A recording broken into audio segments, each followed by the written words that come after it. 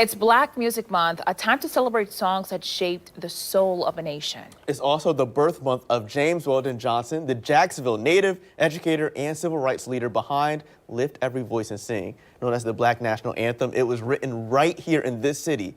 Amanda DeVoe shows us how its message still echoes more than a century later.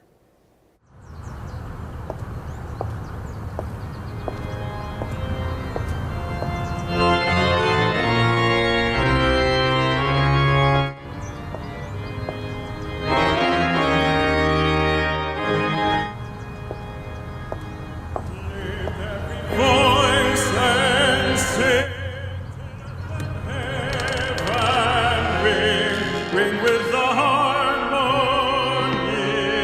of liberty. Let our rejoicing rise high as the listening skies. Let every sound out as the rolling sea.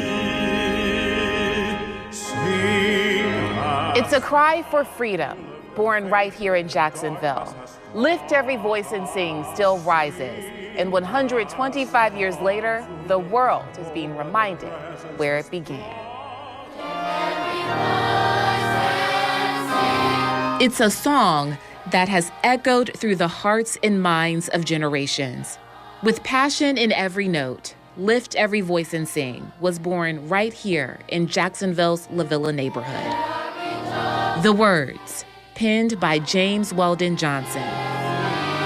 The music, composed by his brother, J. Rosamond Johnson.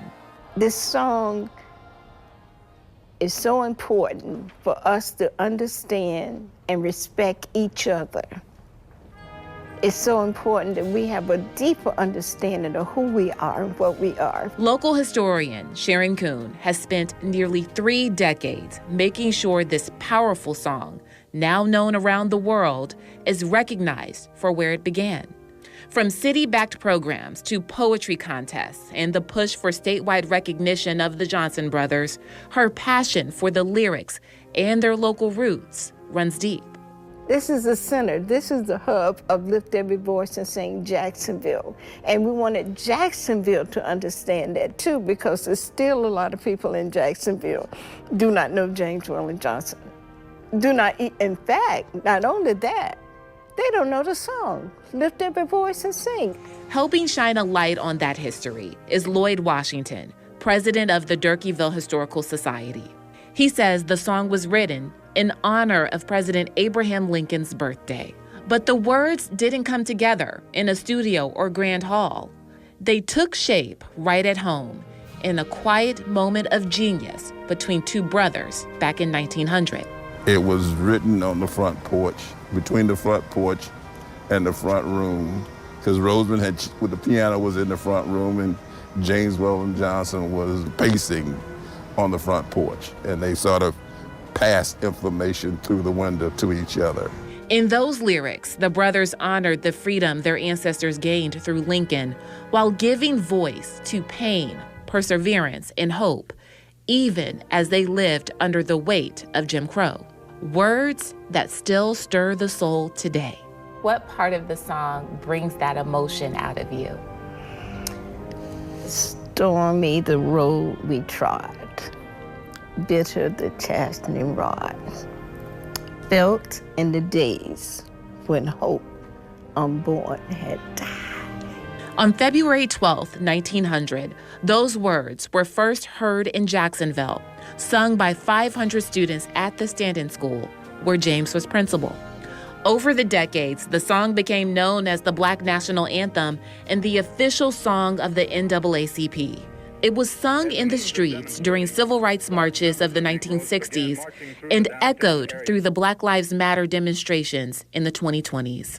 It's been heard in stadiums across the country, sung in churches and schools. It was even recited as a prayer during the inauguration of America's first Black president. God of our weary years, God of our silent tears. I take comfort in the fact that the song is still resonant with people. Milani Edwards is the last living relative of the Johnson brothers, the great-granddaughter of Rosamond. What message would you share with the world as we reflect on the 125th anniversary of this song? On the one hand, I would say that it's unfortunate that the song is still necessary and it resonates with people. A lot of progress has been made in a lot of areas, but we can't count on that as a people. You know, Black history is literally being erased and scrubbed. As Edwards carries the legacy forward, others have worked to make sure the place where it all began is no longer forgotten. Washington spent nearly 2 decades fighting to reclaim the Johnson family's story and the land it was written on. What had once become an empty, overlooked lot used for parking is now Lift Every Voice and Sing Park. How does that make you feel when you think about it? People are using the site where so much history was created as a parking spot for the circus and football games. Lack of knowledge. You talk to a lot of groups here, they didn't have a clue. So it's just a matter of education, letting people know that, hey, they lived here, they worked here, and they did a lot for the community here. A statue of the Johnson brothers now stands with pride on the very ground where their family home once stood.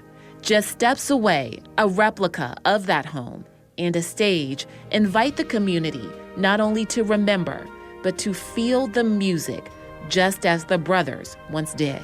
As Kuhn reflects on the words that have carried generations through struggle and triumph, she's reminded that the song isn't just about history, it's about healing.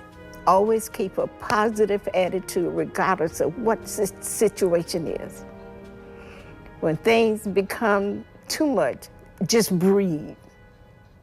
When you feel the stress coming, just breathe.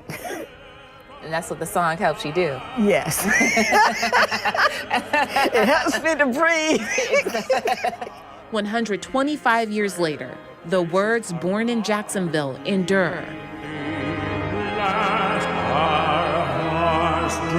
A hymn of hope etched into history.